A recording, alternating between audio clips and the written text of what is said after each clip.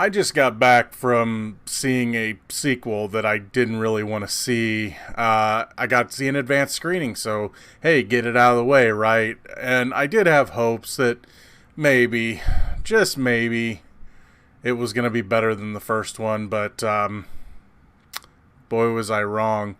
Sony, please, please, please, please stop making these movies. Please, please, please.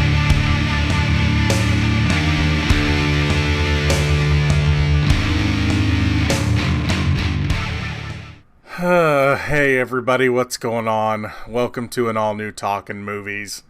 As always, I am your host, the real Geno Reynolds, and today we're going to be taking an advanced look at the Angry Birds movie 2.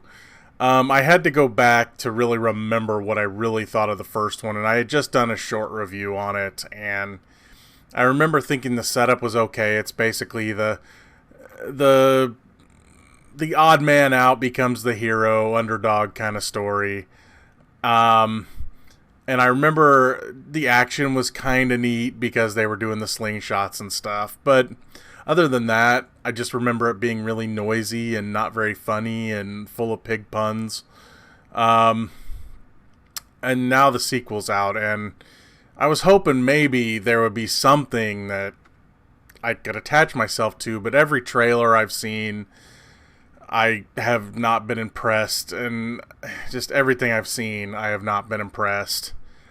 And I'm just not going to beat around the bush. I did not like this movie one bit.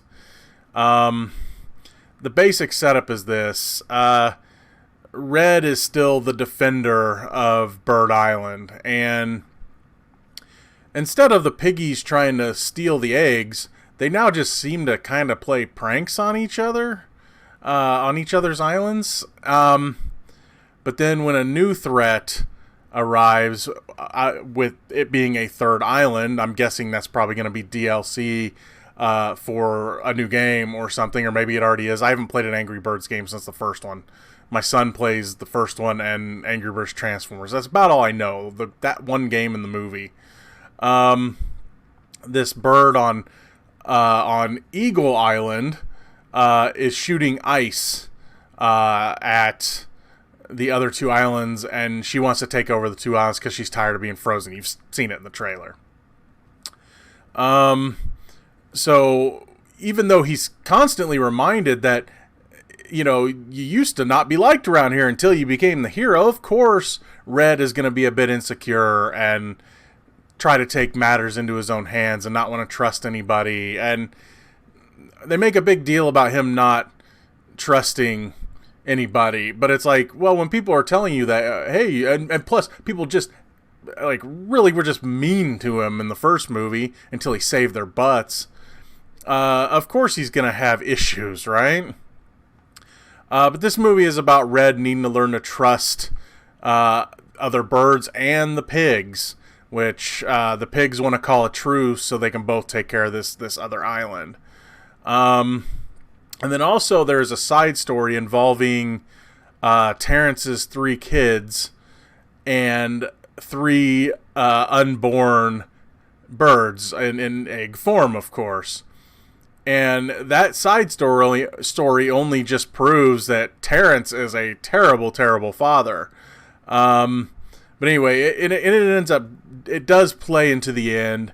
But their story, for the most part, kind of seems like a Scrat story in the Ice Age movies. So, yeah, they do come into play, but it takes a while for them to get there.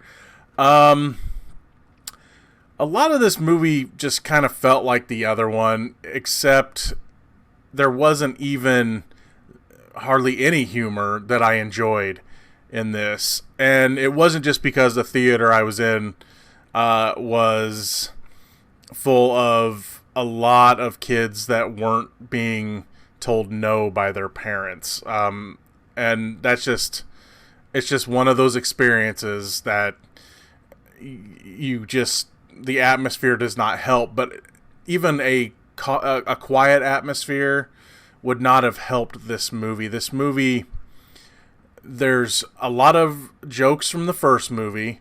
An example being that bird that's a mime doing the "oh my god." They do it like 15 times. I mean, I'm exaggerating, but it's a lot. There's the bomb blowing up. It's all the same stuff. Chuck is fast doing stuff like Quicksilver from the X-Men movies. It's just, boy, where do I even begin? The jokes just aren't funny. There's a lot of times this movie cuts away to music numbers. They'll set up a scene and then all of a sudden here's a mini montage, and then they'll set up something and here's a song, and then they'll set up something and here's a dance off. And that happens more than once. Look, I don't expect much out of these movies. I really don't. And maybe for me, like the first Angry Birds movie, if my kids want to watch it, I may not totally watch it with them, but I'm okay with them watching it because, of course, little kids are going to get a laugh out of a lot of the spastic humor because this movie does have a lot of the spastic humor that the first one did.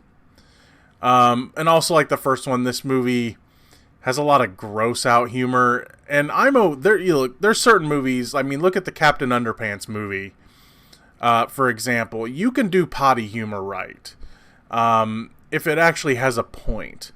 But when Bomb is eating snot, pig snot, and liking it and going back to it to eat more pig snot, and when they're in that bird costume, the eagle costume that you see in the trailer, in the bathroom, that bathroom scene, yeah, it's just gross. That scene's just really gross. And it's not just with, where they show the bird like he's looking at the other bird's little bird. The scene just ends up being gross, and I'm talking with fluids. And I know the first movie did too. They had Mighty Eagle peeing in that water. But yeah, look, the movie is about teamwork. It's about learning to trust. But in a way, the character of Red has a right to be insecure. Because, again, people will remind him, it's like, look, you're a hero now, but we used to not like you. Isn't that hilarious? Yeah. Oh, and there's at least 2 love stories. They kind of tease a third. There's a love story for Red. There's a love story for Mighty Eagle, and they kind of tease one for Bomb. I'm guessing they're saving that for a third movie, which means if they do that, I'm going to have to get my my Angry Bird here and bash myself in the head a few more times. But yeah, this is just one of those kids movies that it's like, well, we got the license, we have to do something with it. And again, they repeat jokes too much. There's jokes that just aren't funny. There's not much more to say about this movie. I wouldn't even recommend it as a rental, but chances are it'll probably show up on Netflix like the first one did. So if you really want to watch it, wait for that. Because even as far as sequels to bad movies go, I mean, this one, it was just a pain to sit through. And again, it wasn't just, I mean, even if I was in a movie by myself, a theater by myself, which by the way, I thought it was going to be in there by myself until about 5 or less minutes before the movie started, people started coming in. And they were coming in for, a good half hour or so after that. And of course, you have to hear the kids say out loud where you can't hear the movie, "See, Mom? See, Mom, I told you the movie's going to start." Yeah, we know. And I don't blame the kid because, well, Mommy should have got them there on time.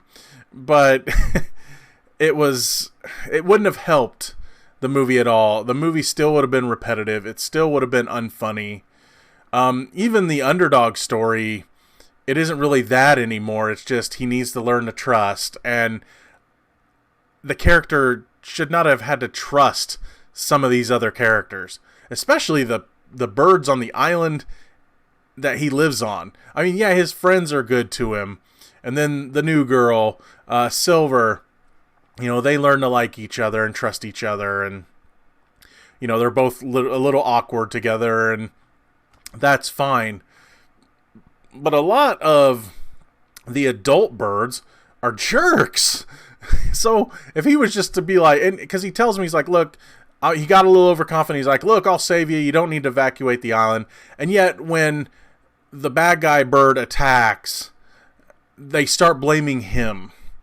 It's like, he told us we would be okay. And it's like, you're adults. You should have trusted your own gut. And if you felt like you needed to get out of there, save yourself. So yeah, and even the ending is similar to the first one, where at first, at least, the Mighty Eagle starts to get a lot of the credit again. But it plays out a little differently. Again, it's all about the trust and not how Red is now appreciated. But yeah, the movie's not funny. I can't recommend it.